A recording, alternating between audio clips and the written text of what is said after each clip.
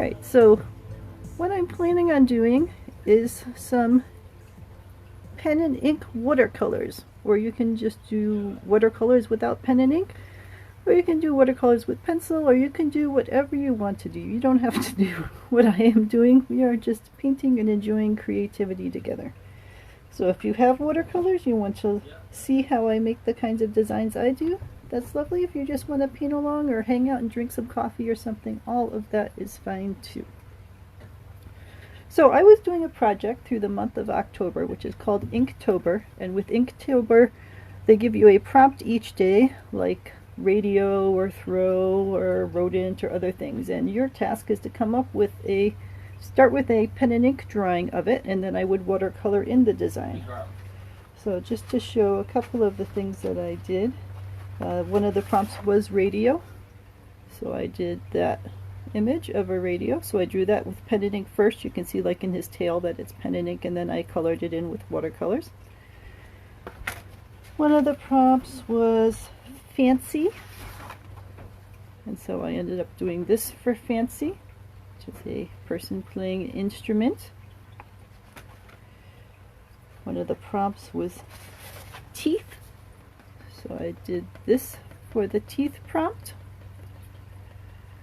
And one of the prompts was rodent, which was the one that you see there on the screen, and I'll hold that up a little so it gets closer.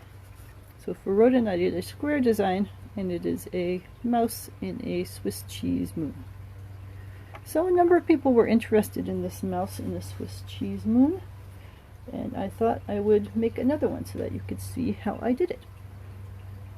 So what we're going to use for this is watercolors. These happen to be tube watercolors, where the watercolors come out of tubes, and then I squish them down into these little tins. I do also have pan watercolors, which are the ones that come preset with a bunch of different colors in a pan, and I will show you in just a second. I can figure out where I put it.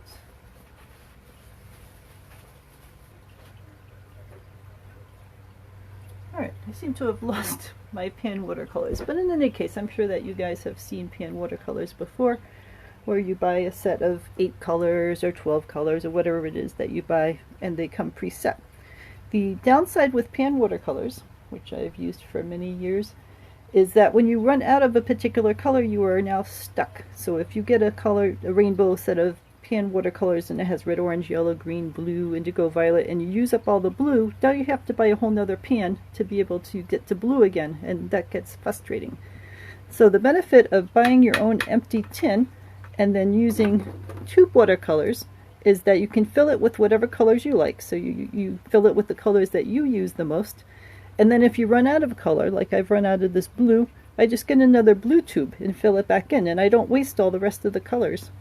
So if I barely use, I don't know, this orange, then I don't have to keep refilling it. I use it occasionally when I want to use it, and otherwise it just sits there. And it's fine for this stuff to dry out, because if you look at pan watercolors dry out very quickly, and it's fine. You just re-wet them when you're ready to use them. So the colors stay wet in their tubes. When you need to put some more in there, you just squish it out into a little bin. It gets dry, and then when you need to use it, you just wet it and you use it like you would use a regular pan watercolor. So I do recommend tube watercolors at some point, because it makes you more able to use the colors that you enjoy using, and also it means if you run out of colors, you can more easily refill just that color and keep on going with your painting. So I have this set of tin watercolors, and also I made a cheat sheet for myself. Those are all the colors in that set, so that way I can see exactly what they look like when they're dry, and I try to do it dark to light so that I get a sense of what the different shades of color for each little square tin are, and that gives me the ability to glance at that and know what color I want to use. Alright. In terms of paper, I use all sorts of paper. I'm not too picky. This happens to be a Arteza watercolor sketch book. Buy this on Amazon. They're fairly inexpensive. They come perforated, and that's why it has the little perforations on it. So it's, oops, fun because then you can see a record of the different things that you've worked on. So if you like to keep things in order, then this is a great way to keep things in order. If you just like pieces of paper, then it's great, easy to carry around and provides the pieces of paper. Alright, so we got watercolor paper, we got paints, we got the target image of what we're doing. We have water. You need water to be able to do watercolors. And then brushes. I just buy bulk, cheap brushes, inexpensive brushes from Michael's or Amazon or whatever. So I have a bunch of brushes because they came in these kits where you get, it gives you a fan brush and a round brush and a little brush and so on. But for most of these, I tend to use just a single brush, a roundish brush. Let's find one. So I'll use something like that. That happens to be an Artist Loss, which is the Michael's brand 5.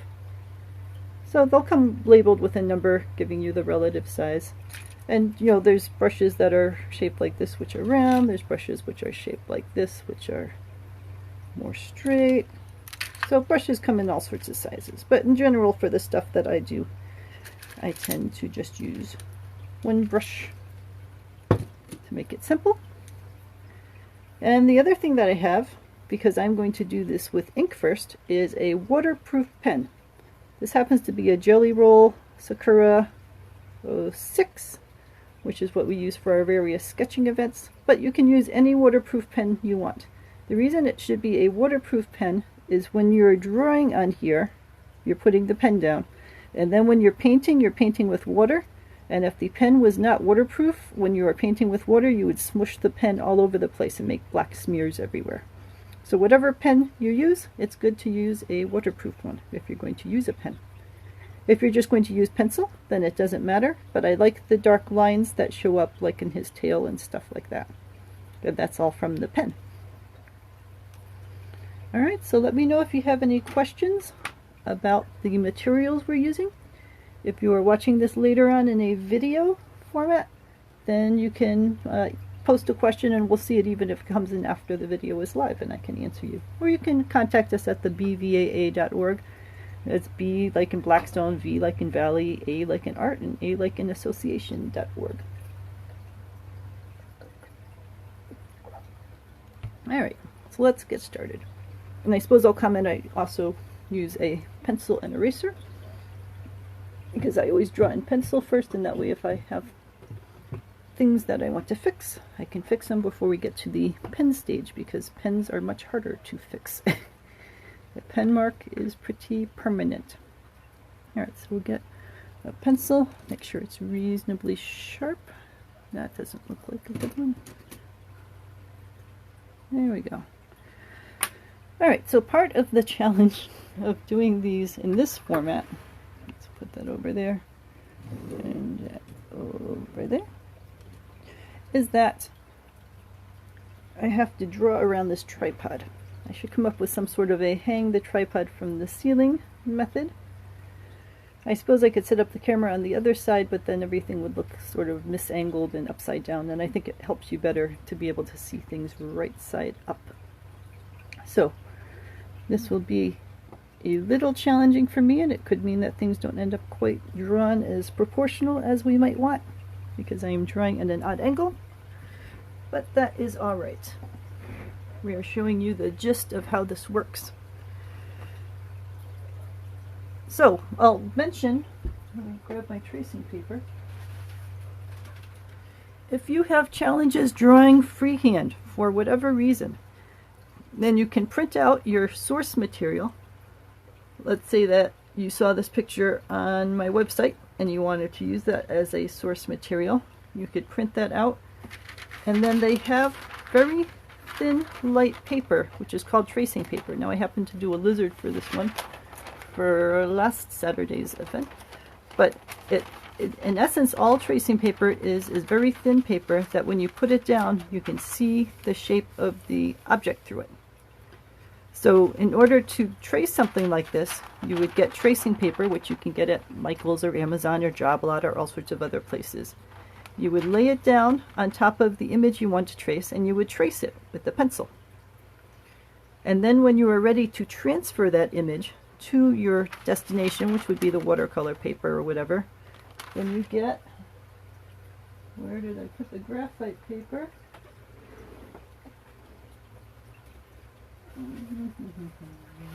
Here we go. You would use a piece of graphite paper, which also you can get at Michael's or Amazon or all sorts of things. And you would put the tracing paper on top of the graphite paper, on top of the watercolor paper, and then you would draw along your design. And what that does is it pushes down the graphite in the graphite paper onto your destination piece of paper. So you are retracing what you did on the tracing paper and using it as a way to mark where the shapes are, and that pushes the graphite through the graphite paper down onto your destination, and that way you get all of the shapes that you need to work on. So if you are not good at drawing freehand and want to do things while you are practicing your watercolor skills, then I recommend getting some tracing paper and getting some graphite paper. Both are fairly inexpensive, and that will let you transfer designs that you like onto blank watercolor paper so that you can then work with them. And here I'll make just a little mark so you can see how this works. Let me just figure out which of these is the right side. Well, let's try this side. Yep. So I made a little mark on here, and it pushed the graphite out of the graphite paper and down on here, and there's a little mark on there. So that was just a little mark, but if I sat there drawing this entire lizard, then you would get the entire lizard shape on here, and that would serve as a starting point for you to be able to work on your artwork. So that is one option. And if you are a parent or guardian working with a child or someone who needs some help with drawing, then the parent or guardian can do the drawing part for the tracing paper and get a, it's like a coloring book. It would set up a base design there that the person could then have fun drawing in and coloring and so on. But we're going to do this freehand. And it's also good to practice freehand because your freehand skills end up being very useful for all sorts of projects, for situations where you want to draw something and there isn't a source image available for you. Like this. I didn't do this with a source image, I just did this out of my head. And that's part of the fun of artwork, is being able to do things out of your head. Alright, so we want about a square shape. So we'll make a line about there, just to remind us where the square is about going to be. I just like squares. Alright, so now within this square shape, we want to draw a crescent moon. So, get a general sense of what a crescent moon is. Crescent moon starts.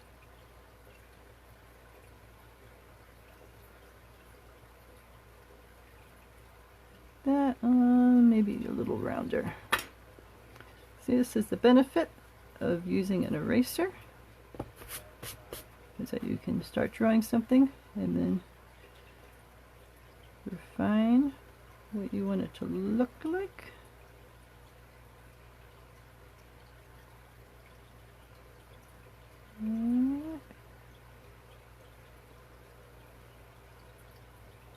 A little too thin.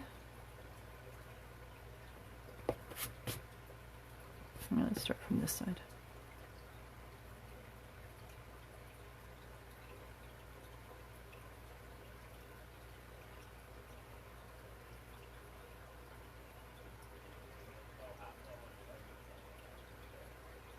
Like that.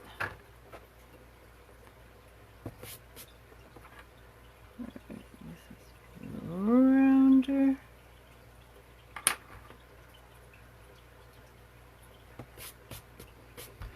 I would not recommend using the eraser on the tip of your pencil because those erasers tend to be fairly awful for some reason.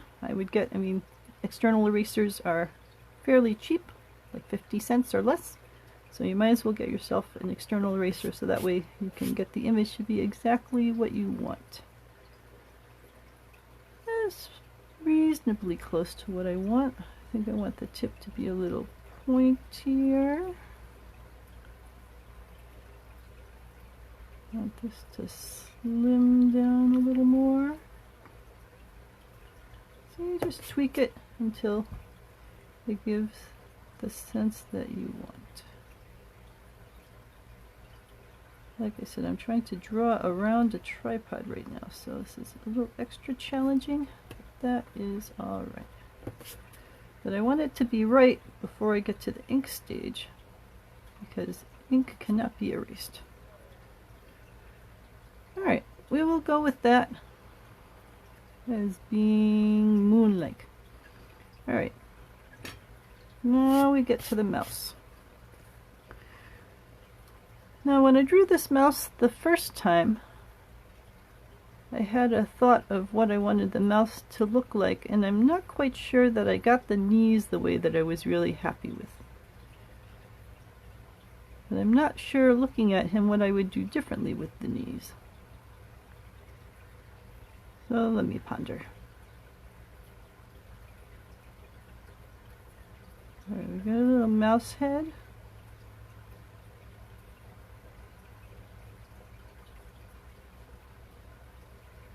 Mouse ears.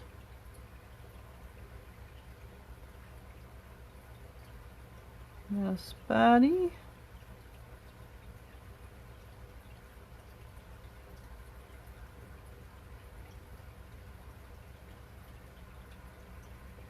And I think my arms in general have gotten much skinnier over time. More like little stick figure arms.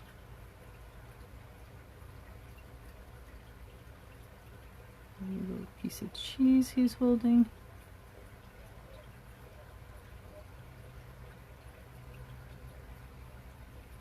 And I think I'll make his legs more spread out now. And again, more like little stick figure legs.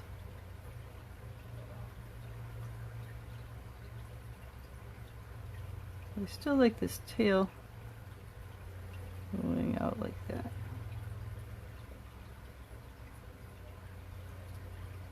Little eyes.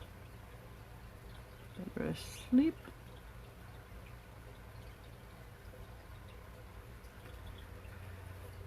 Alright, so we got a mouse, got a moon. Now we put in some random little dots to represent the Swiss cheese.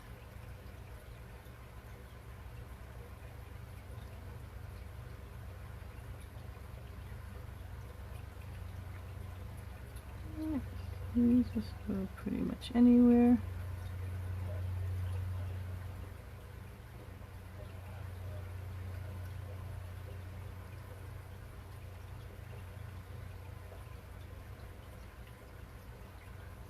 So I'm just giving the sense that this moon is made of cheese, which is what is keeping this little mouse happy and fed. And this mouse is not trapped on this moon. This mouse can go visit other places if they want to. This is just somewhere they're happening to be hanging out at the moment.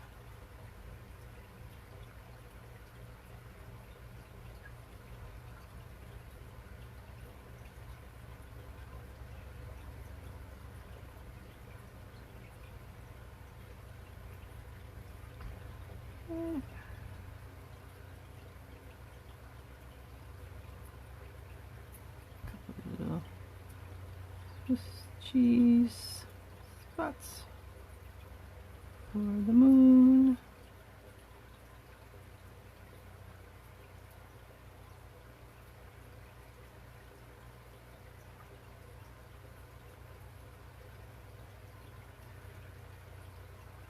Alright, and then the background sky is just a background sky. So I have got the gist. Take out that little line.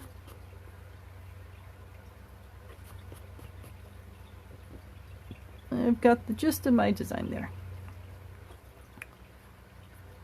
So again, I just draw this freehand.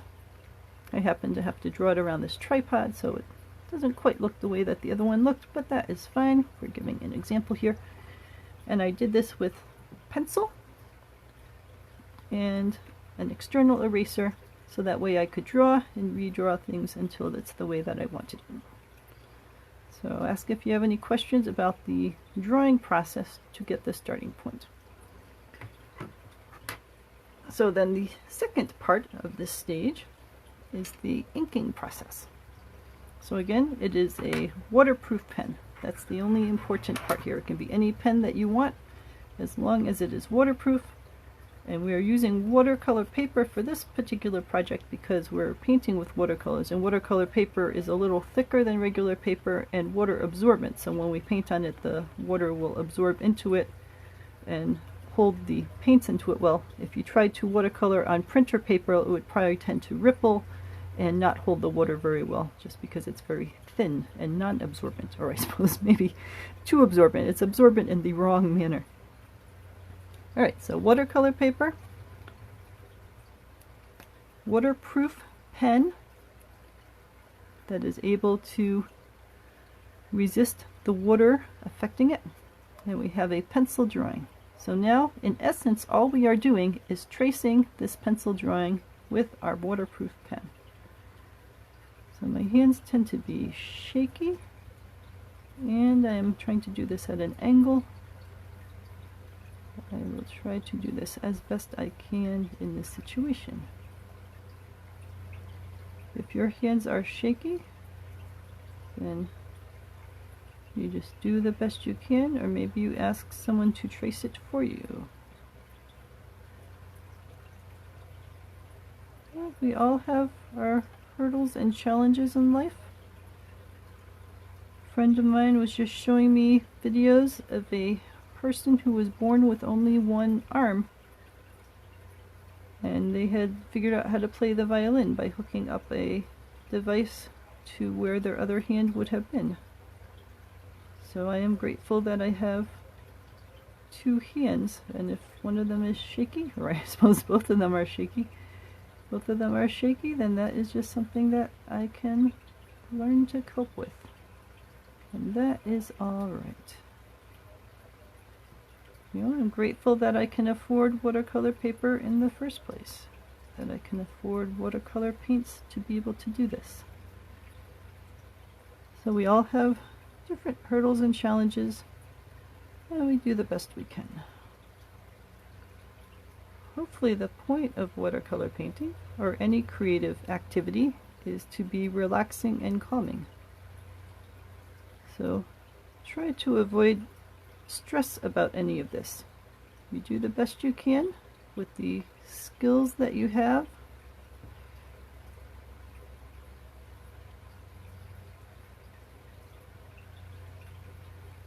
And whatever you end up with is all right.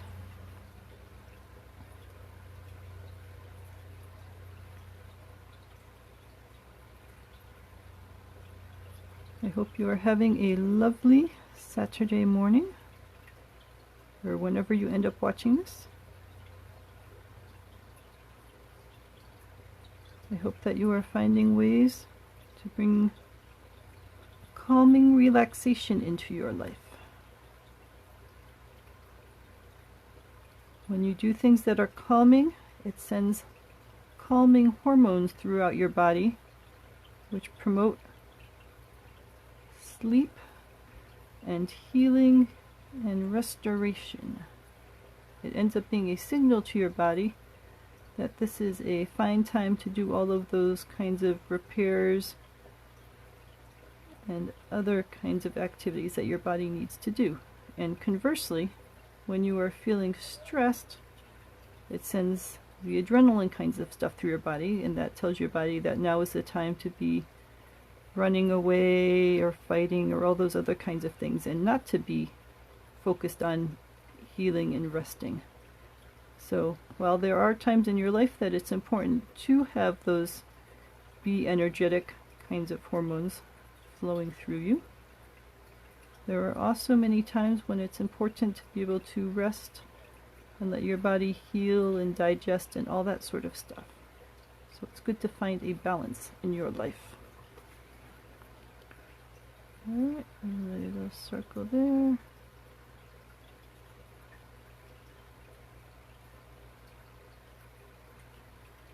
we are very fortunate. Well, we're fortunate in many, many different ways, but one way in which we're fortunate is that we have access to pens like this. It wasn't that long ago that in order to make a pen mark, you had to have a feather quill and a pot of ink, and then the ink would sit there wet for quite a long period of time, and they'd have to sprinkle stuff on the ink to help it dry if they needed it to dry quickly, and most of the time it simply would not dry quickly. But now in our modern world, they have developed inks that can dry quickly. That means I don't have to sit here for hours waiting for this ink to dry before I can work with it. But with that being said, this ink goes on wet, so it's good to be cautious and give it the short drying time that it needs to set without smearing it while it is still wet. So be careful with your hand that you don't drag across the ink while you are just putting it down. It might seem like it dries instantly, but it does not quite dry instantly. It needs a little bit of time to be able to dry.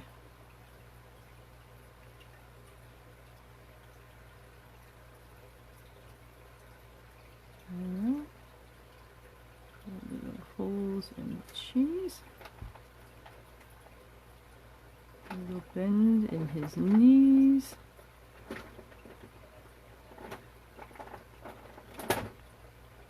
My cat is trying to climb its way in to join us.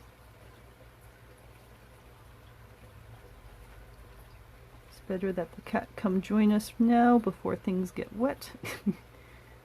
I have two black cats. This one seems to be Felix. They're siblings and they're nearly identical. Zuzu has mittens on her front paws and Felix does not. Felix is climbing all over the keyboard. Oh, nope, nope, nope, don't take that. Felix loves twist ties, which are not healthy for him to eat. And he managed to find one, so I had to stuff that in my desk drawer.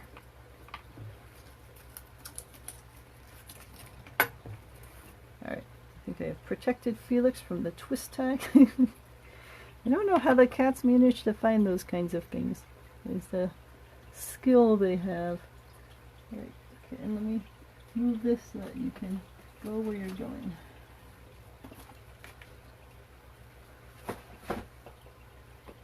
Alright, cat is in the window. Hopefully that'll keep the cat distracted for a while watching the birds out the window. Alright, so now we have the ink drawing made with a waterproof pen traced over our initial pencil drawing of this scene. So now it's fine to have pencil showing through on watercolors. It's a very natural and normal thing that happens with watercolors all the time. But what I'm going to do is I'm going to use my eraser. This is just a regular pencil eraser. I just use a separate one because the one that comes on the pencil tends to be pretty awful.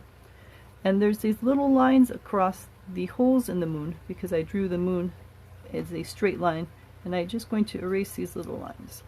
I've waited a few minutes here so that the pen dries so I don't end up smearing the pen with this.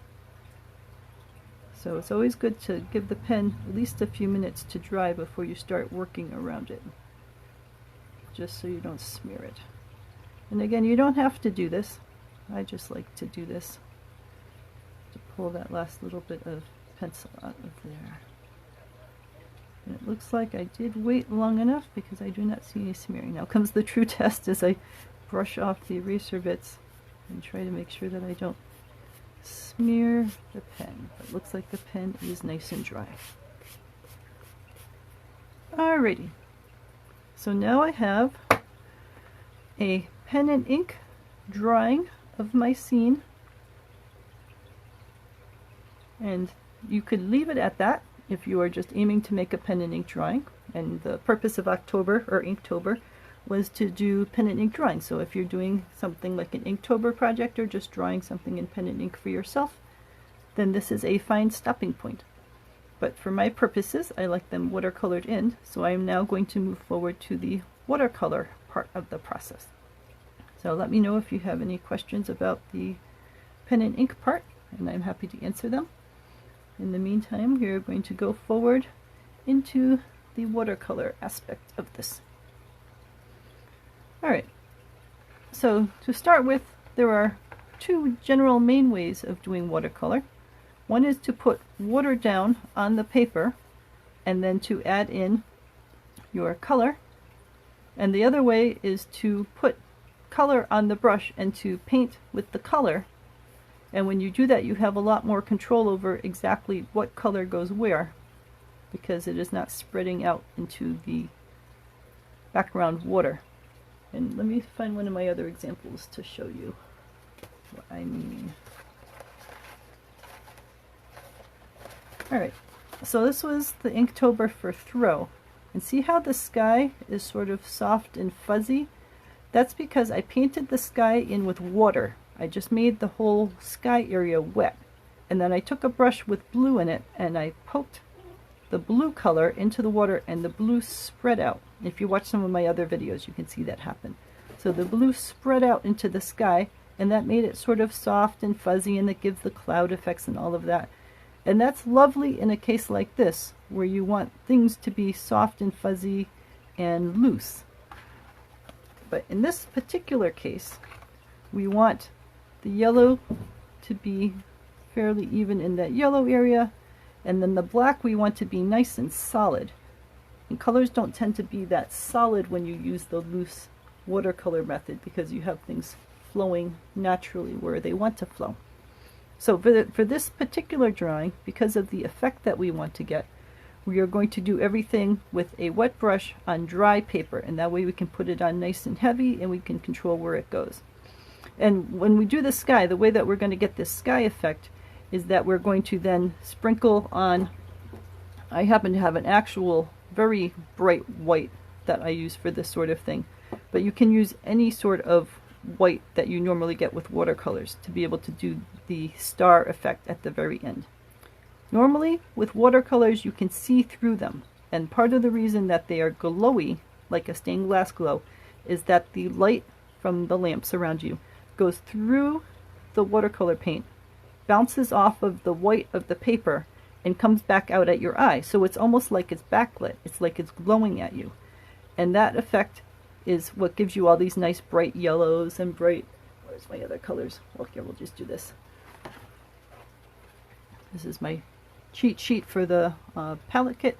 So like the greens, you know, everything's sort of glowy. The blues are glowy, and that's because you are looking through the color and the light is bouncing off the white and bouncing at you. So that is true with most of the colors, but with white, the white actually makes a solid layer so that you can't see through it, and it's for purposes like this. Because if you saw through this white, it was black. So it would just look black because the color underneath those white spots is solid black. So the very top layer that you do ends up being this solid white. So you can ask if you have any questions about that process. But in general, with watercolors, you are painting light layers that you can see through so that the white of the paper shines through. When you get to black, the black generally covers up the white so it's nice and dark. And then the very top layer you would do is any final whites that you wanted to add on, like the stars here, that sit on the very top of all the colors. Alright, so let me know if you have any questions about that. And we will start with the yellow of the moon.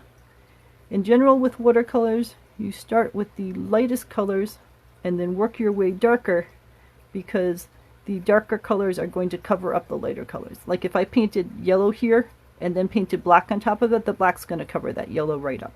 So the black ends up being the darker color that sits on top of it. If I painted yellow and made a little mistake over here somewhere, it wouldn't matter, because once I put that black down, it's going to completely cover it. Alright, so let's put, can we see that? I would have to believe we can see that. Alright, so yellow. I have a couple yellows here to choose from. I think I'm going to go with what is called a medium yellow, which is this third yellow over here. And you can see how it has a point on it from when I squished it out of the tube. So when I squished it out, it was wet, like a goo. It made a point, and that doesn't matter because this is all pretty dry now. And then I will get my, all right, we'll move that a little further back. Go up there. Oh, we can move that forward. And then we can move that forward.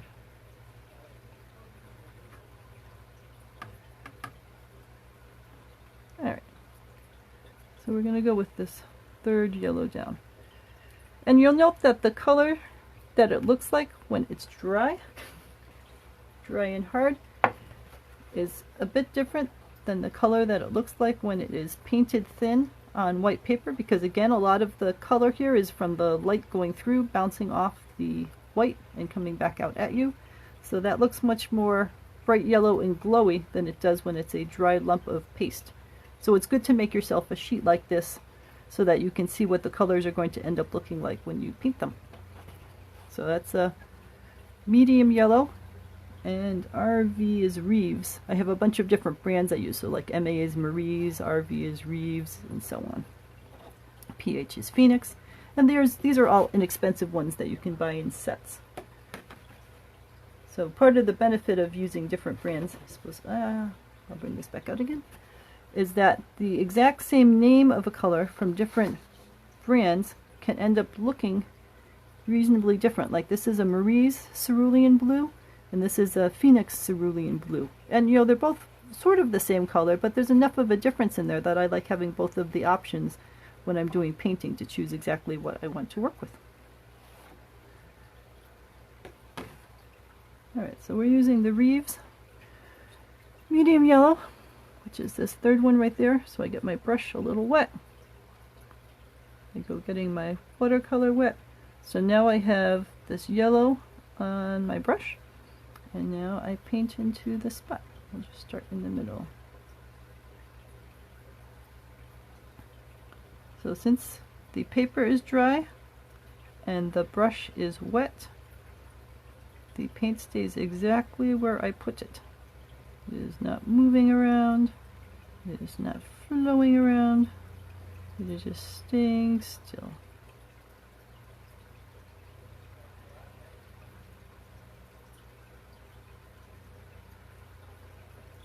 So sometimes people ask, how do you get the watercolor to stay where you want it? Well, part of that is practice. The more that you use anything, the better you get at controlling it. So just like when you write on a piece of paper, the more you practice with a pencil, the better you get at making letters and making the letters legible and having the letters end up where you want them to be. Most of us can fill in a form and put the words where we want them to go on the form. My cat's jumping all over the place. Yes, I'm talking about you. No, please don't nuzzle the camera, sweetie. Yep. Go back over there. Yes, you're a good kitty. So the, sweetie, really, do you want to go up? All right, hold on. Oh, are you going up or are you not going up? Hold on a second. I think my cat wants to jump up on the bookcase, and this is their jumping spot. Go ahead. Are you jumping or are you not jumping? Are you just going to sit there in the middle of my area? Alright, cat has now jumped on top of the bookcase.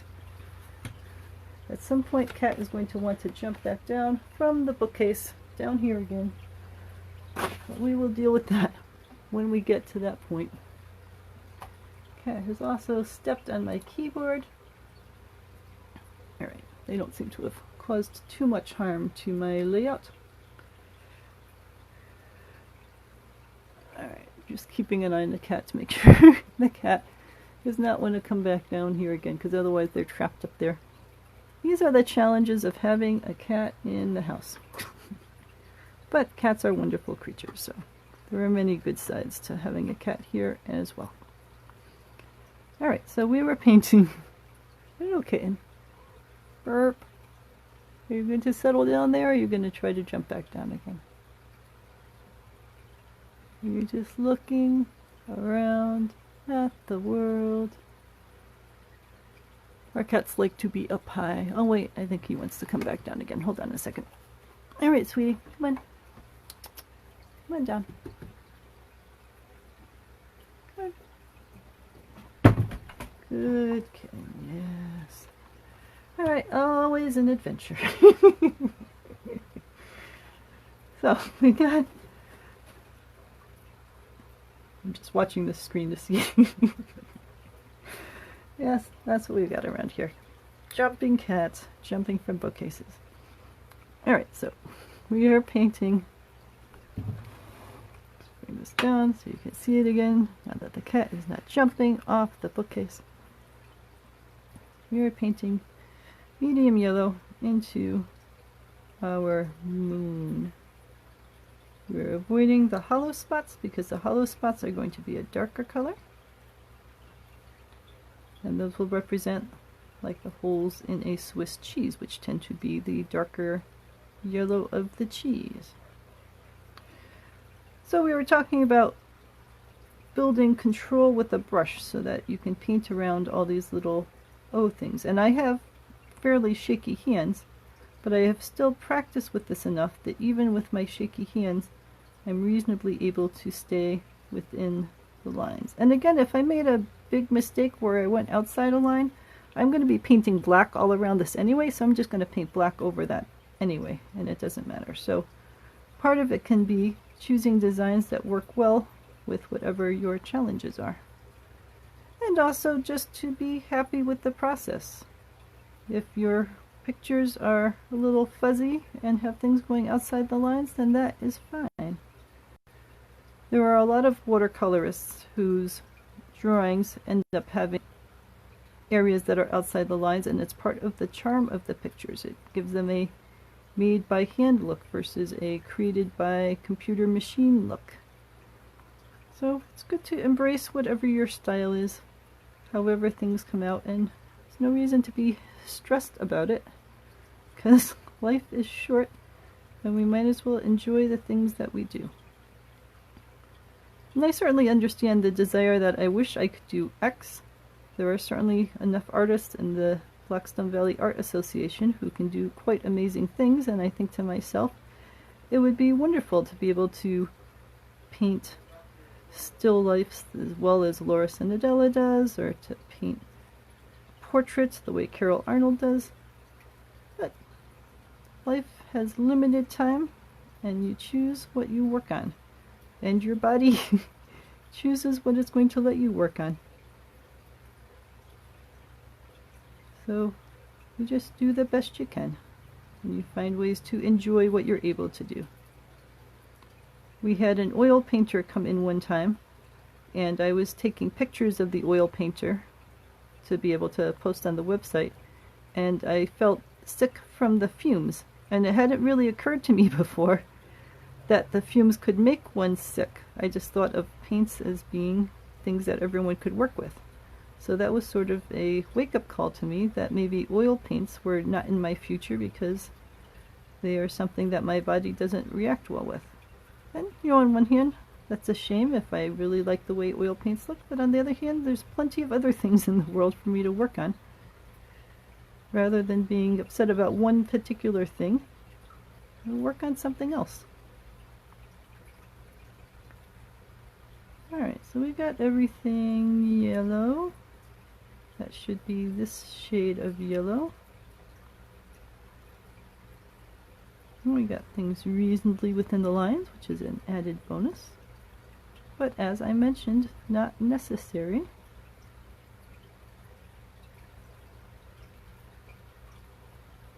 So, if it is a goal for you to learn to paint more in the lines like that, then it's about practice, just like it'd be practice if you want to write a letter by hand and have it be legible. You just practice at your letters, and you practice and you practice, and you get better at making letters that are legible. So the same thing here. The more that you practice with a brush, the easier it gets to work with it, and if you have challenges holding a brush. There's all sorts of different kinds of brushes out there with different kinds of grips and stuff, so maybe a brush with a different grip would help you. You know, there's ways to get around things. And if you just need to use a bigger brush, then you get bigger pieces of paper, and that could be easier for you than getting a small piece of paper. Alright, so here we're going to talk about one of the challenges of watercolor. Watercolor is a water-based paint. So right now, this paint that I just put down is wet. If I then painted in one of these holes and my new wet paint happened to touch the existing wet paint, the water would merge together, just as water tends to do. And once it did that, the colors would merge together, so they would no longer be distinct colors. So when you are painting, it's important to let one layer dry before you start working on anything that's going to touch that layer. So for example, if I started working on the black and I was painting along the edges of here and I accidentally let the black touch the yellow, then the yellow would flow into the black and the black would flow into the yellow and it would all get mixed together. So in general, if you want to avoid that happening in a situation like this, you let one layer dry until it's dry to the touch. And if you hold it up against the light, you can generally see where it's shiny or not shiny to see if it's still wet or not wet. So you want to make sure that it is dry before you work on anything that is touching it. So it is pretty dry right now. I think it'll be close enough for our efforts. How quick it dries depends on how thin you put the paint down. I put that down pretty thin because I wanted it to dry quickly. Also how dry the house is. If it's really rainy out and wet, then it could take longer to dry because the air is humid. Right now it tends to be very dry out, so this is drying very quickly, which is good for this purpose. Alright, so now we're going to put a darker yellow into the spot areas because that's going to represent the indents in the cheese. So if we look at my color chart, which I had to move because of the jumping cat. So if we look for a darker yellow, then we might go with this yellow ochre right there, which is the third one over from the edge, as being a nice color for those spots.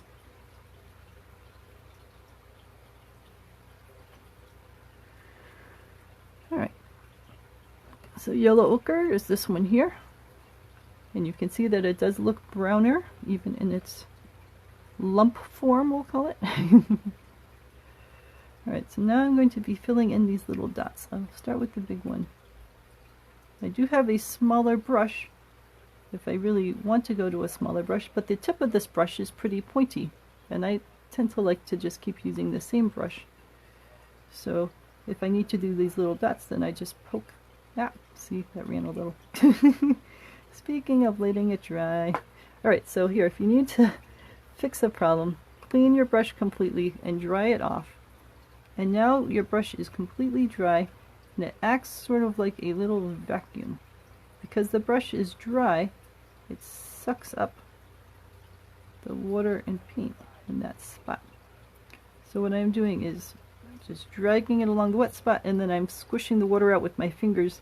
If I had a paper towel around here, I could use a paper towel, but I'm not sure where my paper towels went, and fingers work fine. You know, watercolor is completely safe and fine.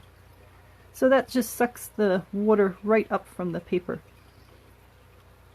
So then it still leaves the yellow, because the yellow beneath was nearly all dry. It was dry enough that it had gotten down into the paper. The new wet brown was sitting on top of it and had not yet soaked in, so it was able to suck that right up. So again, to erase something that you've just put down, clean any other color off the brush so that it's clean, and then dry it off, you know, either with your fingers or by dragging it on something. And when it's dry, now it's like a sponge, like a piece of paper towel, like a vacuum. And when you put it into something wet, it'll draw the wet stuff up. So in this case, it's drawing the wet existing paint up off of the paper. Alright, so back to our using the yellow ochre. Hopefully this is more dry over here. But you know, it's good that that happened so that you could see what I was talking about. If you happen to touch something wet with your new wet paint, the two will blend together. because that's what water does. And we are hoping to avoid that here. We want our little darker spots to be distinct spots. We don't want them to run into the yellow of the surrounding cheese. It's also worth mentioning that when you put, oh, that one ran too. All right, we'll get to that in a second. When you put down wet watercolor paint, it will dry lighter. So it might look a little darker when you first put it down, but then when it dries, it is going to dry to a lighter color. So your two options are to use a darker color to start with, or to do layers. And what most watercolor people do is put down layers to make a color darker. So they'll put a starting layer down of a certain color, in this case the yellow ochre, and then they'll put down a second layer of yellow ochre on top of it, maybe a third layer, and each layer will make it a little darker and a little darker, because in essence you're blocking out the white of the paper from reflecting through and reflecting the light back at the eyes.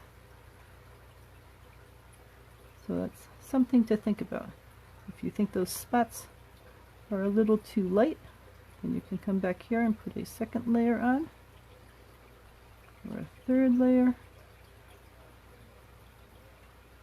And also it's fair to say that less expensive watercolors, like the ones I tend to use, tend to have less pigment in them, because that's how they're saving money and making it less expensive. So if you were to get more expensive watercolors, they would tend to be darker and richer to start with, because they have more pigment in them. So something else to think about. I tend to be a frugal person, so I am fine when buying inexpensive watercolors. And then just putting on multiple layers, because that also gives you more control over the exact shade and color you want. And it's also worth mentioning, as you make multiple layers, that you don't have to keep using the same color for the additional layers. If you wanted a little redder, you can add in a little redder color for one of the layers, or a little bluer color, whatever direction you want to head. So that gives you some cool effects that you can make.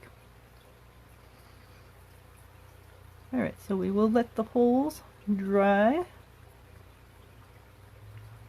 Alright, we got a mouse now. The mouse should be gray. Now, as it happens,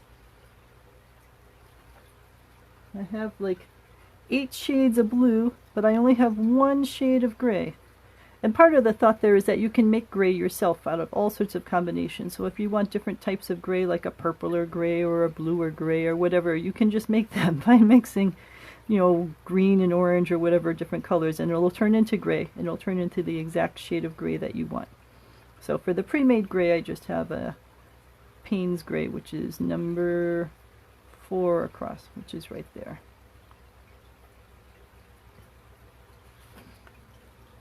So we will clean the yellow ochre off the brush in the water. We'll get ourselves some gray. Just poke at it. I tend to like my grays to be a little purple, so this is a little purple left on here from a previous mixing effort. So I'm gonna take a little of this gray, mix in a little purple that was already sitting there to make a sort of a purpley gray. And we're going to put that in on the mousey.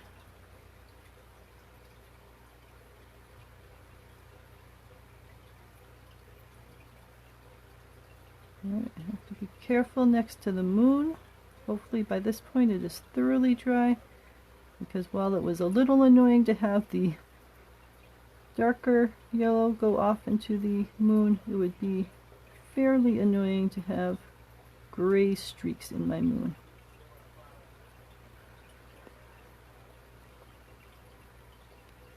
And you'll note that the previous mouse was more of a blue-green mouse. This one is more of a purpley mouse. And that's part of the joy and I suppose the frustration of doing any kind of artistic project. If you try to exactly duplicate something you've done before, it rarely is an exact duplicate. You know, and I drew him differently and stuff too, but even beyond me drawing him differently, there's just all sorts of aspects of the coloration and the shape and the mood, all of that tend to change. So everything that you make tends to be unique, which I like about it. But it can also be challenging. A friend of mine had a painting of sailboats that I really liked. And he had sold that particular painting to someone already. And I said, well, I'll take one if you make another one for me. And he tried to paint the other one, but just because of his nature, all of the other ones came out with very, very different color sets and different moods. And none of them were the way that I adored from that first painting. So that is just part of the way art works. It could be that someone adores that version of the mouse and just doesn't like this one because it's missing something that they liked a lot about the first one. And that is okay. Could be someone that really likes this version of the mouse because it has something else that they appreciate about it. Alright, so now we've got the mouse in gray. I'll rinse my brush out. Let me know if you have any questions. We've reached the 1 hour mark out of the 3. I will type in here. Let me know if you have any questions. I can see the questions live.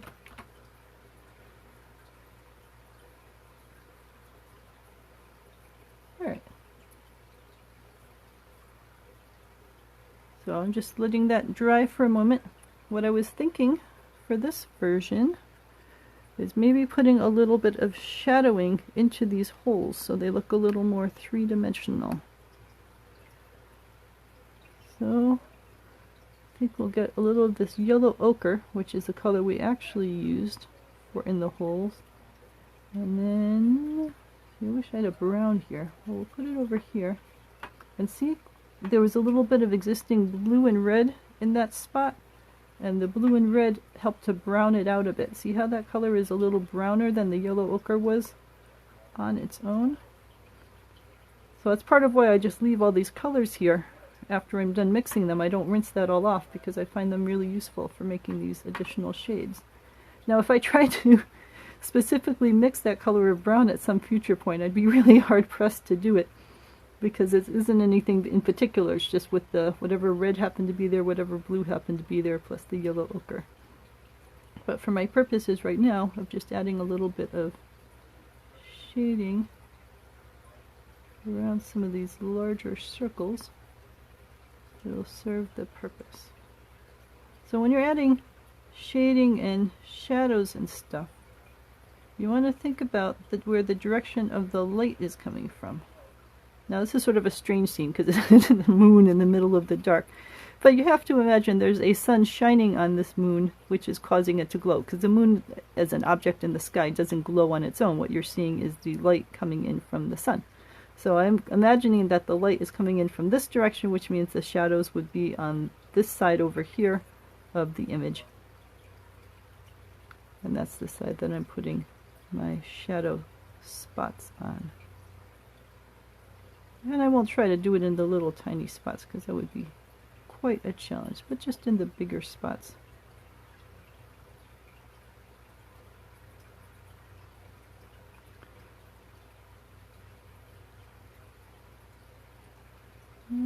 Just a little shadow in there. And for some reason in this one it ran out into the yellow. So I'm using that suck the water up out method. Get the extra ones up. So again, if you have color where you don't want it and that color is still wet, then you dry off your brush so that it is super dry, and I'm just doing that with my fingers. And then once it is super dry, then when you run it along somewhere that's water, it'll suck the water up into the brush and take it off the paper. Now if I half there. I just want it in the circle. I don't want it going out into the moon itself.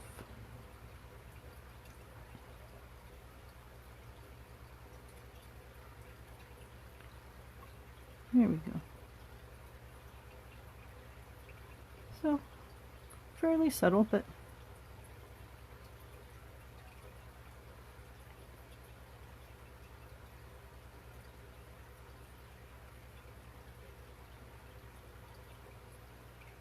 this is part of why you want to make sure that any touching areas are dry, so that you don't get color moving where you don't want it to go.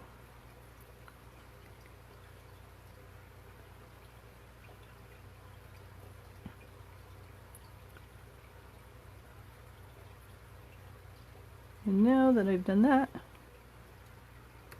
see, it's still sucked a little bit over into here.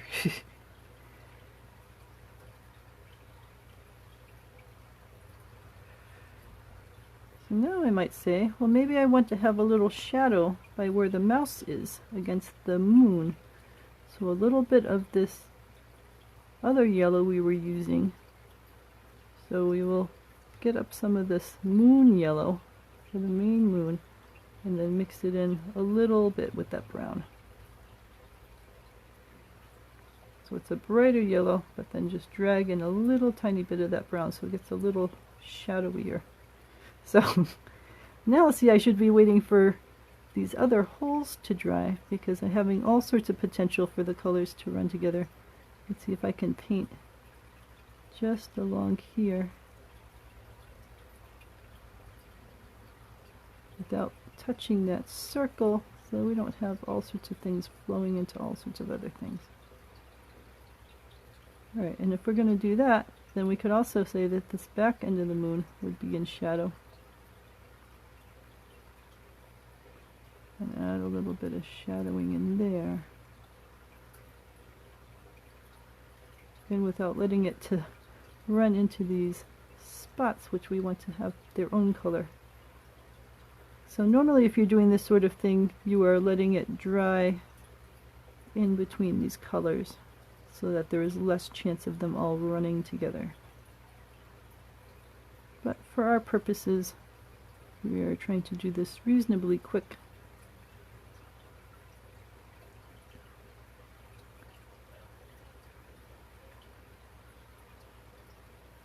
Well, it seems to have done it without running too much.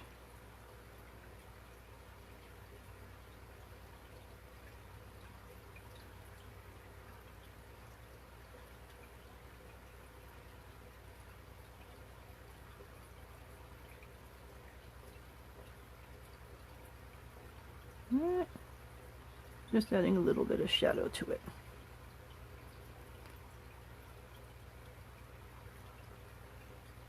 So now this moon and mouse is becoming even more different than the original moon and mouse, because the original moon and mouse was very straightforward, yellow, brown, gray, without any sorts of shading. And now that we're getting all the shading in here, it gives it a different kind of feel. So that could be a good thing or it could be a not good thing, depending on your point of view. Hey Mary, welcome.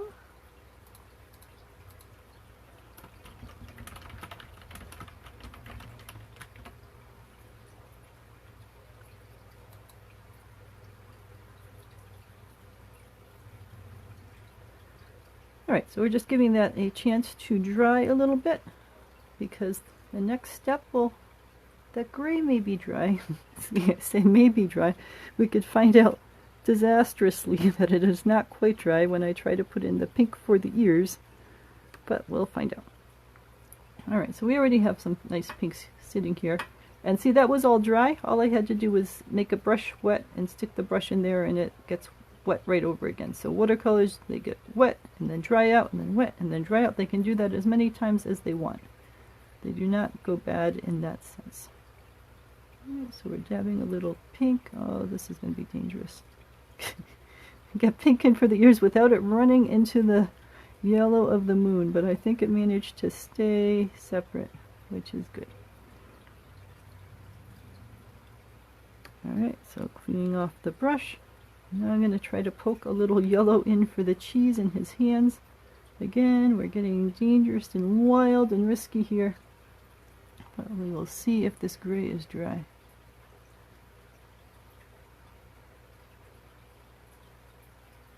Alright, the little cheese seems to have stayed yellow.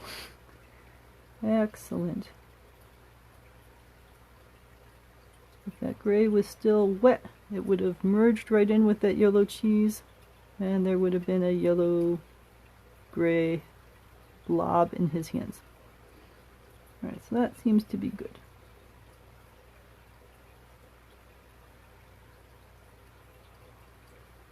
Alrighty.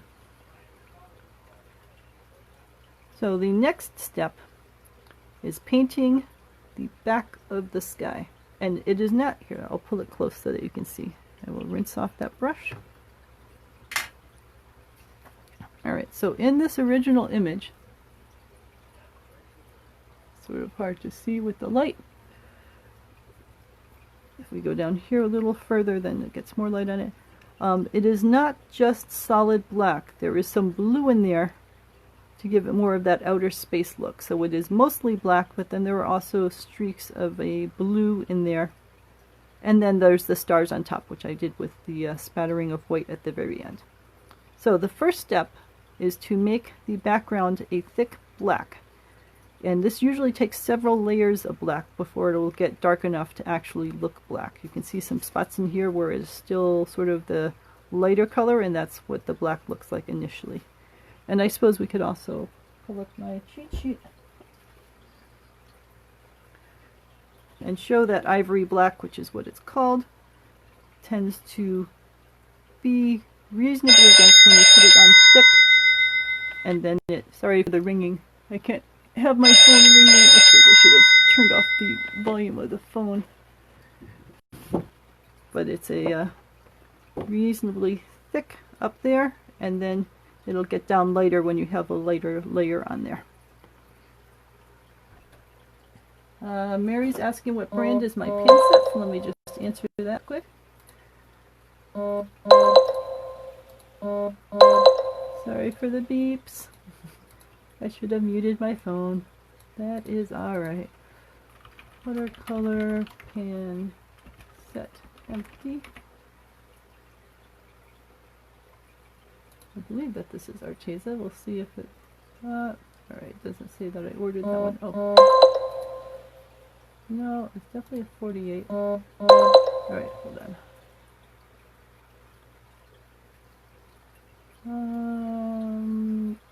Orders. Watercolor. Here we go. There's an F Club. Alright, I will post a link into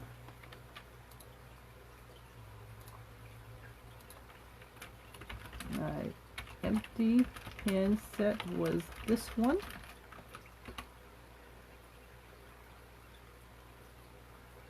Just make sure that that works. Alright, that seems to have worked. Alright, so my pan set is an F Club. It was $18.99. You can buy whatever one you want.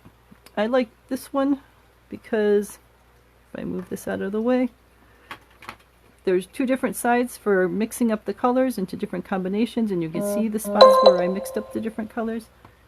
And then when you fold it closed, that one goes down, and it seals pretty well. It doesn't seal to the sense that if everything was gooey wet and you dropped it upside down, it would stay still. But in general, when you're done working with your watercolors, I mean, you can see most of these I haven't even touched and they're completely dry. And some of them that I worked on earlier today, you know, they're a little wet, but I mean, they're not wet like they're coming off. They're more just glistening wet. And the ones that I actually did work with, and like this white that's wet, if you closed it up and turned it upside down, then that would drip out. So you want to keep it right side up, at least until that dries back out again. But like this one here is completely dry. So once they completely dry, then they're fine, and you can close it up and just carry it any way that you want to. So I guess what I'm saying is this isn't something that is completely travel safe right after you finish painting something. If you want something like that, you'd want something where you had actual little sealing lids on the tops of all these kinds of things. But I mean, the same's going to be true for most watercolor pan sets. If you have a watercolor pan set with like the circles and you get them really wet, if you turn the thing upside down, they're all going to drip out and stuff. So you have that problem with any kind of watercolor kit that you're working with. And the paints that I use are all very inexpensive sets. So like these are, I can't even read them. Royal Langnickel. I think that's Royal Langnickel. These are Reeves. I think Reeves is the Michaels brand. I've got some other ones around here. So what I have is a plastic tin that says Lisa's Black Tin Paint. So these are the colors that go with that set. And if we open this up, this has all the different ones I use. So there's a Winsor Newton white. That's the Royal Langell Cobalt Blue. It's a Phoenix Prussian Blue. So on. So these are all just the random colors that I ended up deciding I liked for here. And I keep them all in this thing. So here's the Ivory Black Reeves that we're about to use. So if I run out of one of these in my tin, I just grab the matching color, squish some more in, and I go forward. And if I run out of the actual tube of one of them, then I can just go to Michaels or Amazon or wherever I want to buy things and either buy a new one of that or buy a set that has that and some other colors that I need. So it makes the whole process easier to manage. Alright, so let me close up my tin window. So that hopefully also gave the mouse and moon a little time to dry, because now we are moving on to the moon and I do not want that black color merging into my other brighter colors, because while it's reasonably easy to get something bright like yellow off the paper, if black gets in there and starts staining the paper, it is very hard to unstain a black. Alright, so I'm just rinsing off this little brush and I will put this to the side where it's clean. But for this big swath of paper, just to make this go more quickly, I am going to use a bigger brush. Alright, so we got a bigger brush. We're just using a bigger brush so this goes more quickly. The cat is back. Are you going to stay over there, please? You are a very good kitty, yes. Very good kitty.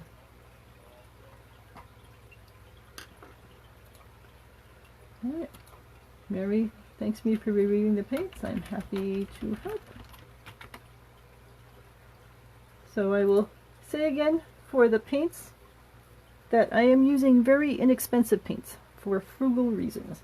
So there are paints out there that have brighter colors or richer colors or so on, but for my purposes these colors work well. And if I have like these shades of green and I want a different shade of green that I don't have, you can make pretty much any color by mixing together the colors that you do have.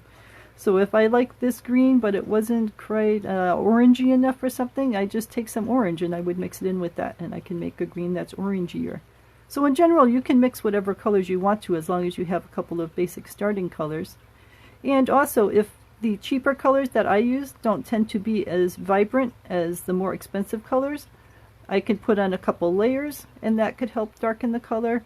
I can you know, do different things like that to try to work on it. So it's fair to say that more expensive colors will give you a prettier result, but if you can't afford more expensive colors like me, you go with what you can. I'm trying to keep the cat from heading over here because I'm about to work on the black, and the last thing I want is black cat footprints. Well, I mean, she is a black cat, so she's always going to make black cat footprints, but black paint color footprints of a cat all over the house. Alright, you want to come take a look? You can come take a look for now. Yes, you're a very good kitten. Now the cat also likes, because these brush handles are made of wood, the cat likes to chew on the wood because it's nice and soft and chewy. Yes, so chewy. Is that like a chew toy? So I bought her a bunch of catnip sticks, which are wood sticks. And I think they're either infused with catnip or they came from a catnip plant. But in any case, she doesn't like chewing on her catnip sticks nearly as much as she likes coming over and participating in these watercolor sessions and chewing on the ends of brushes. So I'm sure part of it is that she just wants to be part of this process, and she wants to nuzzle me, and she gets to chew something while being nuzzled by me. That is lovely. So this is giving the watercolor a little more time to dry, so you get some amusing cat chewing time while the watercolor is drying. Alright, come on, sweetie. Come over here. No, no, no, don't step on the watercolor. Come over here. Yes. Alright. Cat is sitting over on the mouse pad. We may have some time now to work on this. Alright, so we want the darkest black, which is ivory black in my kit, which is this one right there. And we're going to have to do multiple layers of this, and we don't want the black to go into the yellow area, so hopefully after all of that stalling, the yellow is dry, the gray is dry. Alright, so we have hopefully less chance of the black expanding out into it. Thank you, Mary, for enjoying the cat appearance. The cat can be cute or troublesome.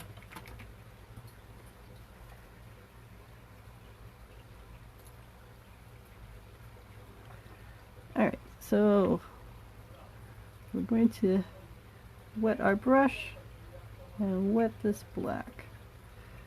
So even though I've got this whole piece of paper, I'm aiming for a square, so I really only have to stop at this line, which is about right here. I'll go a little further over it, but you can see as I start to paint this, that is starting out by looking grayish. Not to worry.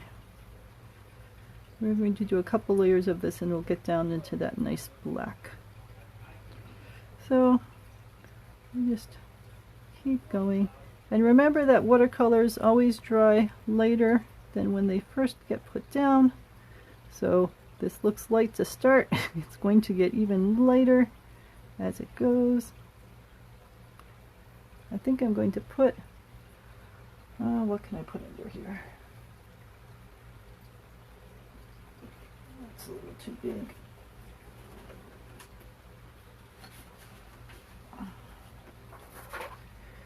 Normally I don't worry about the paint on one layer getting down to the paint on the next layer too much. No, kitty, now is not the time to come poking in. But for, no! It's exactly what I was trying to avoid. Come on, sweetie. You are a very good kitten. I know you do not understand. Yes, very good kitten. Yep, you just lay right there. You are loved. Alright, back to painting without a cat. So I just put the piece of cardboard under here because I'm going to be going off the edge of this, and I don't want to get black spots on the next piece of paper down in my sketchbook. And I'm being careful as I go along the edge of the moon, but other than that I can be pretty free and loose in here. Now you can see that depending on where things overlap and where I start and where I end, this sky is not ending up an even color. And that's part of one of the challenges of doing this wet on dry technique, is that wherever you put the paint, it stays. And like some areas could be darker and some areas could be lighter and so on. But in this particular case, I don't care because the sky is going to be speckled with stars at the end, and the star speckles are going to mask any sorts of, some of it being a slightly darker and some of it being slightly lighter and all that kind of stuff. But you can see as I do this that there's little specks on the cardboard, so that's part of why I did this. I suppose if I was going slow and being really careful, I could paint right to the end and not have anything get off the end, but this makes it easier to go quick and easy. This paper does have perforations there at the end, so if you wanted to, you could just paint to the end, but I actually like these I like the holes in the paper, and I think that adds a neat effect to it, so I paint through in case someone who takes one of these paintings wants to display it with the holes intact. But if not, they can just rip at these perforations, which go right there in case you can't really see them, and get, you know, a straight-edged piece of paper. Alright, so we got close. Alright, and now I'm going to turn this because my hand angle means that it's easier for me to get into some nooks and crannies from a certain type of angle to try to come right alongside that yellow.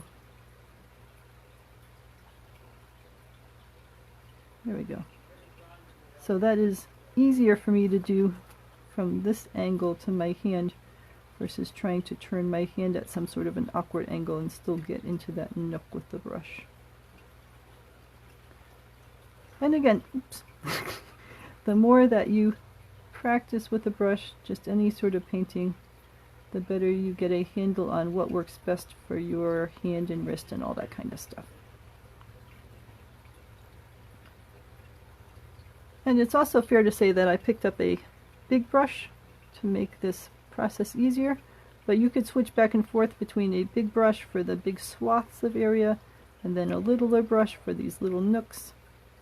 I am doing little nooks with a big brush just because it's what I have in my hand, and that adds to the challenge. If you wanted to, you could switch back to a little brush, and that would help you get into those little nooks more easily.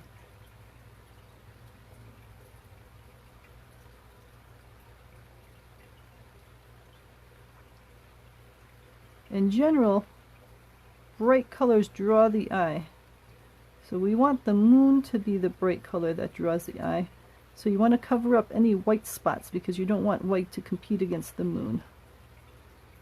And also we want to work on this section fairly quickly because as we add in additional layers of black, we want them to blend in with the existing layers of black. And there's some areas of this that are already starting to dry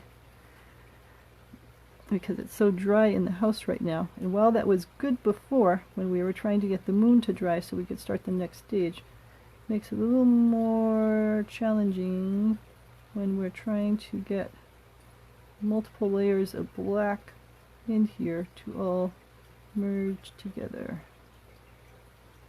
So on one hand I want to go quickly to get all of this black layer after layer to merge in. But on the other hand, I want to have these little nooks be properly cut out, so I don't want to mess that up and go too quickly and cause my hand to shake through there.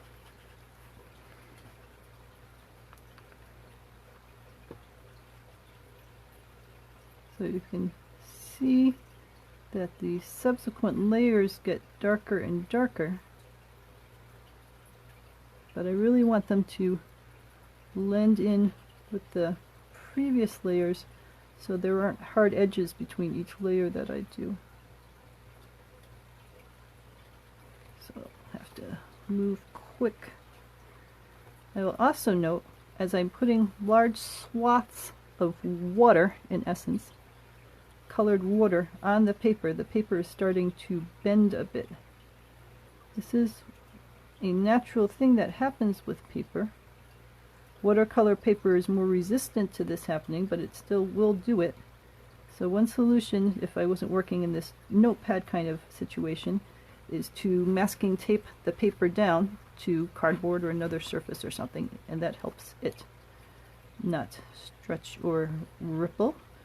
And another solution is to pre-wet the paper, let it go through its stretching and rippling when there isn't anything on it, usually masking tape down, and that way when you then go back and work on it with the paint, it's already gone through the stretching and other kind of stuff. But neither of those are things that you tend to do with a sketchbook kind of watercolor situation, or if you want to do something quickly and casually. So it's good to know that this happens. Now you get to see it in action and know that it's normal and natural and that you just deal with it. And when you're done with this, what I do is I put my watercolor paintings down underneath a heavy book or two, and it flattens them out. When it's all dry, of course. So once this is dry, then it is fairly, resistant to touch. I wouldn't go rubbing at it or anything like that, but you can certainly put a book down on top of it to flatten it back out. Alright, so now in one hand I am trying to move quickly. On the other hand, I've got the littlest nooks on this side, and I don't want to lose those. As in, I don't want to have my brush slip and turn the entire thing black over here. I want to maintain the moon's shape. I want to maintain the mouse's shape. Right, so slow in the nooks. Alright, I think we may lose the little feet. This is the downside of not having solid feet. You will see. Uh-oh. Nope, nope, nope. Got a little bit into the moon there. Try to do this carefully. There we go.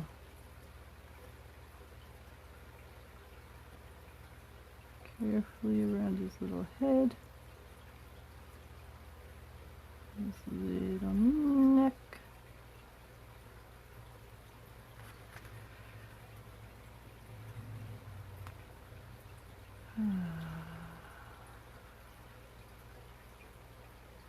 Into his little ears. In the background, I can see the cat is moving, and I'm hoping the cat is not thinking about moving over here.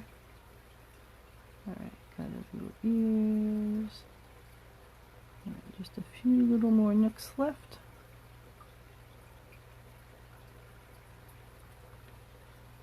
Alright, a little nook in there.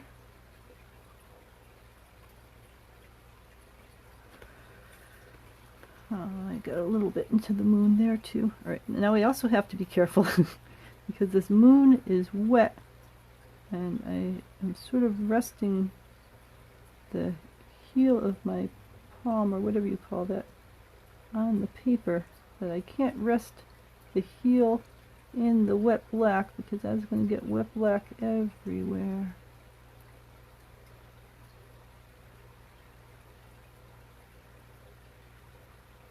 Alright.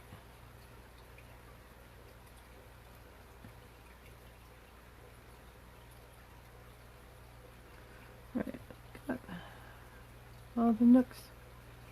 We get some more black. So we want black down closer to the moon there, closer to the mouse, closer in there. And I don't know if you can see how it's billowing out. It's billowing out because we have wet paint on the paper and we're adding more wet paint. So that is a good effect because we want it to spread and merge in together. But over here it's already dry, so it's just not spreading quite enough for the effect that I'm going for, which is I want all of this to be black. And you can see how when it dries it's getting lighter. We really want it to be black, so we have to put on more black.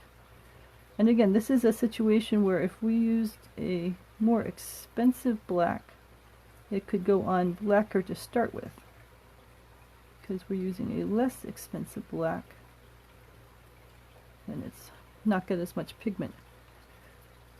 And one way to make colors lighter would be to dilute them more with water, because then more of the light of the paper would shine through.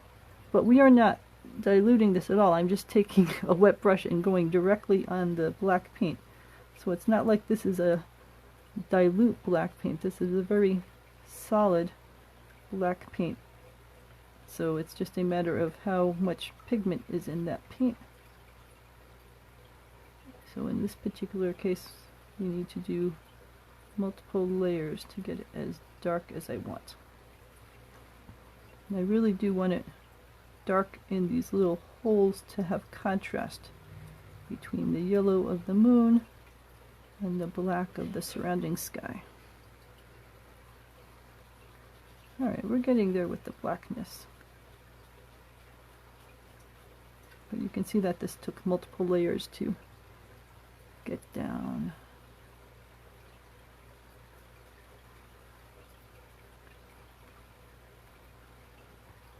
In the places where I don't have enough layers yet, it is still looking fairly gray.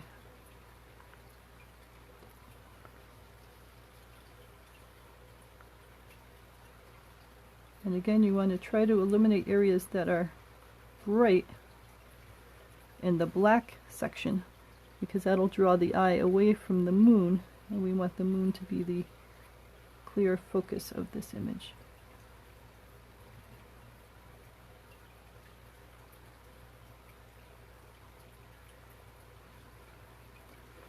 So before, where we were trying to delay a bit to give the moon a chance to dry, now we are trying to work as quickly as we can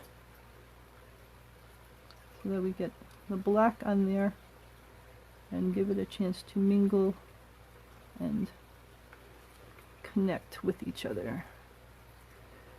Alright, so the rest of this is looking reasonably black, which brings us back to this area over here, which is still a little too gray.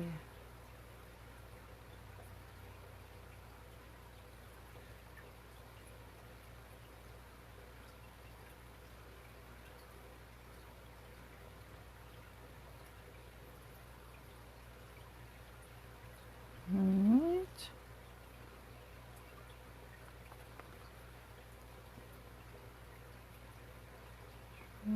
In amongst the ears.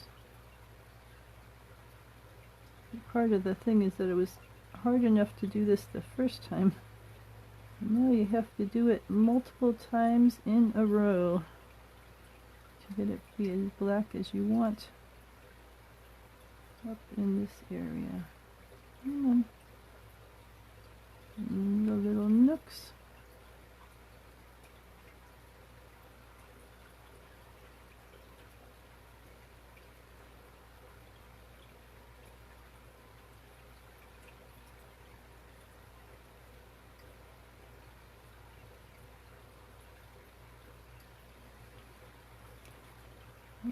Ah, see, look, I touched it with my finger.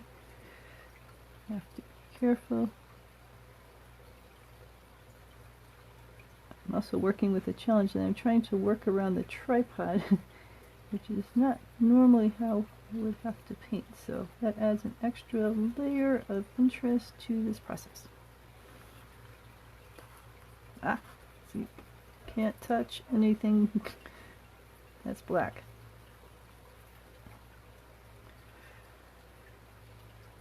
Alright, I think we're getting to a good level of blackness.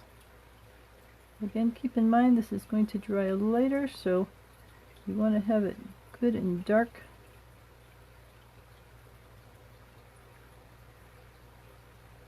So that it still has that nice contrast when it all dries.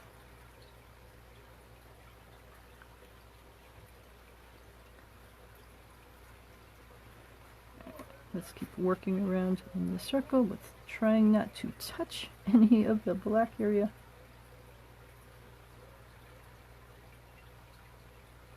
And here.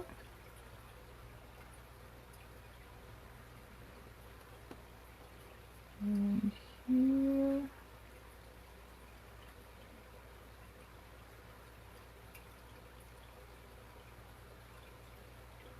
Alright.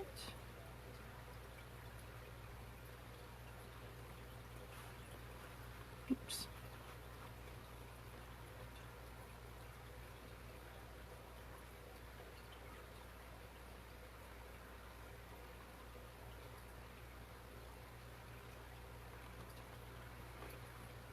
Alrighty.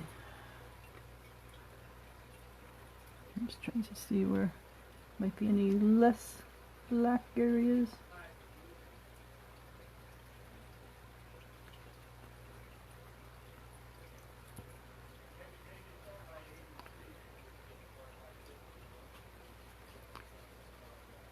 Alright. I think I've got everything reasonably black now.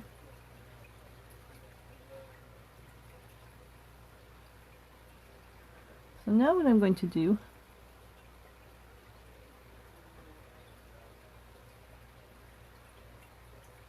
so it's poking at these little perforations a bit. Is I'm going to throw in a little bit of a shiny blue. So I'm rinsing all the black off my brush. And then I have the shiny blue over here. And I'm just going to add in some little splotches of it, because to me that gives it a bit of a night sky look.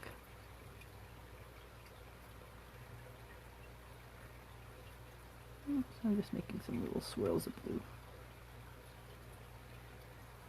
And since that black is still wet,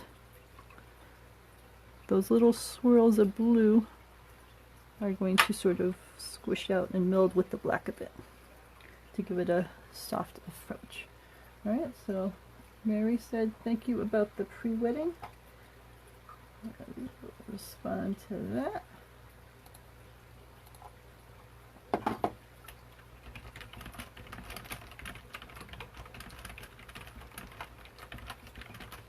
Like I said, for pre-wedding there's lots of fun techniques to try in watercolors. And a lot of it is trial and error for the own things that you tend to do. If someone else tends to do very precise architectural drawings, they may have very different techniques from what you do if you're doing very soft and fuzzy fields of poppies or something like that. So certainly watch a bunch of YouTube videos and see how other people do things, but then trial and error for yourself. See what kind of style you like. Maybe you like something that is pen and ink kinds of styles like what I do, or maybe you like a style that has no ink at all, that is just soft flowy watercolors that looks like a impressionist stained glass window. So every person has their own style, and that is a good thing.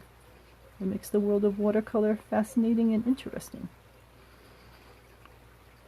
Alright, so the final step on this will be to take some of this bleed proof white, or I mean you can use any white. The idea is that it's a white that will sit on top of the painting and will not merge in with the other colors, and also that will stay bright white even though it's on top of black. So again, normally with watercolors, if I took some red and painted on top of the black, you'd barely be able to see it because you can see through the red, and the intention is, like in this area, that you can see through the color to the white of the paper. And let's see if I have something that has red on here.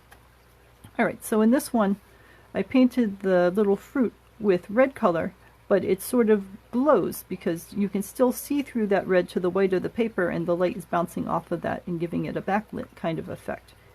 So I painted that red on white, on the white color of the paper. If I had painted that red on the blue, it would end up looking purple because you'd be looking through the red to the blue, through the blue to the paper, and having the light bounce back out again. So with pretty much all of these watercolor colors, you can see through them to the paper, and that's the way watercolor gets its distinctive look. But with this white in particular, you cannot see through this white. This white is meant to sit on top and to stay white so that you can't see through it to anything else beneath it. And that makes it really good when you're putting it on something dark like black, because you don't want to see through the white to the black, because then it would just look black. You want the white to stay bright white on the very top. But we want the paper to be dry to put this on. And this is so thick with the black that it is not going to dry for a while. So what I am going to do is work on something else while that dries, and then we will come back at the very end, which will be in about an hour, and put the white speckles on the top of this, because by then it should be dry.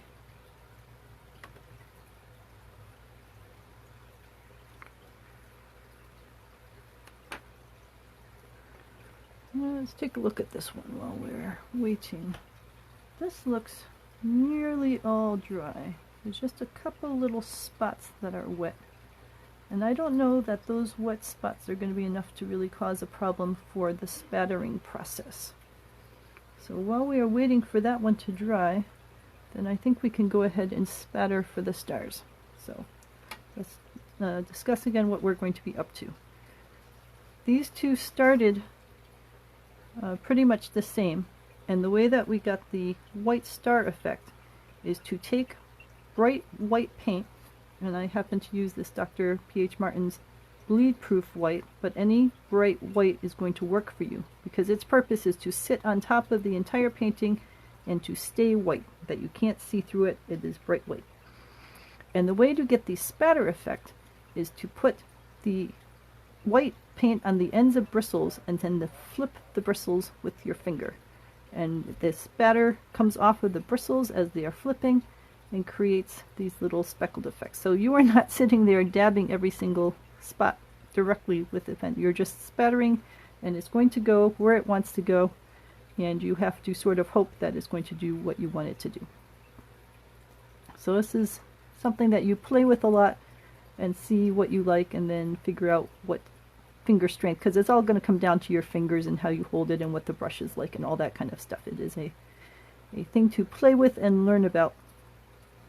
It's not something that you can figure out a particular technique necessarily by following some sort of instructions, because it will depend what brush you have and what finger strength you have and that kind of stuff.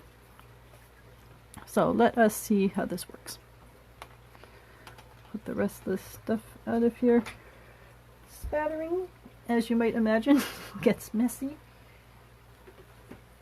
So I'm gonna put something underneath this, and actually I should probably close up my watercolors. Would be the wise thing to do. Alright.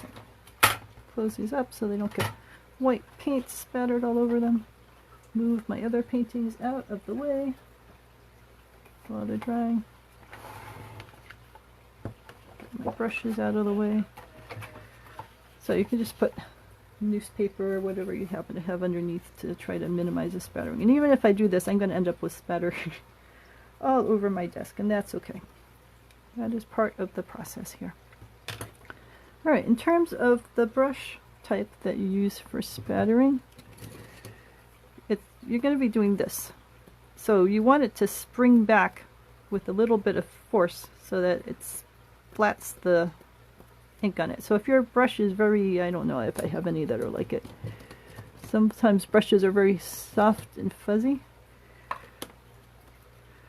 So that wouldn't really, you know, it's hard to tell, but that wouldn't really splatter very well because it's very soft and fuzzy and it doesn't really spring back to shape. So if you have a couple of brushes, play with your different brushes until you find one. This has a very nice spring to it. So that'll give a nice splatter. Alright, so we open up the Dr. Phil's. So you can see that I use very little of this. Very little goes a long way. So I'll get my brush wet. I will dab a little into my paint.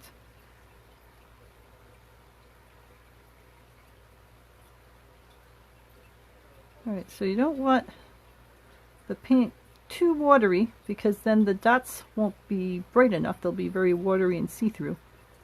But you also don't want the paint to be solid because then it's not going to leave the edge of the brush. So you want it fairly thick but still at a level that's going to leave the brush. And it's clear since I'm doing this with my fingers are going to get white, but the stuff all just washes off and it's non-toxic. So you just have to accept that you're going to get a little messy during this. Let me move these guys a little further away. Spattering can be a little messy. Oh, hey Luke, good to see you. Alright, we're in the exciting spattering stage. Alright, see how I'm making stars? Now if I didn't want stars on the moon for some reason, I could get a piece of cardboard and cover the moon. But since the moon is in the sky, I don't mind there being stars on the moon. How many stars do you want? It is up to you. And if you wanted a stripe of them, if you held the brush vertically so that it was all going in one direction, it's a little hard to see because I've got so many stars here, but you can sort of control, but not really. I mean, it's going to spatter where it wants to spatter, so any sense of control is minimal. But here's, try to put a few more in this particular area. Alright, so see how that made a stripe?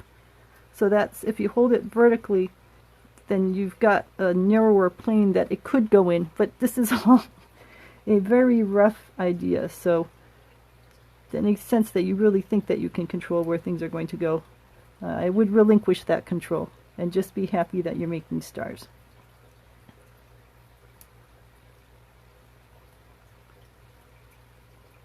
Alright, I think that is, see now I start futzing with it and saying, what if I wanted a few little stars over there? Alright, I just have to stop.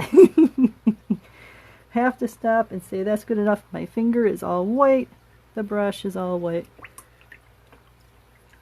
So rinse off the brush. And here, let's just get the brush more rinsed off than that. Let's get the finger rinsed off. Somewhere around here I have a little piece of paper towel to rinse the weight off my finger. See, it mostly comes off. And that's alright. But if you look at the black surface of that, see there is some white speckle on there. And there's a little bit of white speckle over on the desk. So this is a sort of messy process to spatter things. Be aware of this. Don't do this like right over your finest linen or something like that. But this washes out fine, so it's not going to permanently stain anything. And then we seal that up. Alright, so bleed-proof white for the very top layer. You just spatter it to make it come out. If I wanted to keep the moon clean, I could have covered the moon with cardboard or something like that so that the spatter didn't get on it, and then just took the piece of cardboard off, but I didn't care in this case. So where's the original for this? Don't itch your nose. Let's see, I've lost my mouse now because of my cat. Here we go.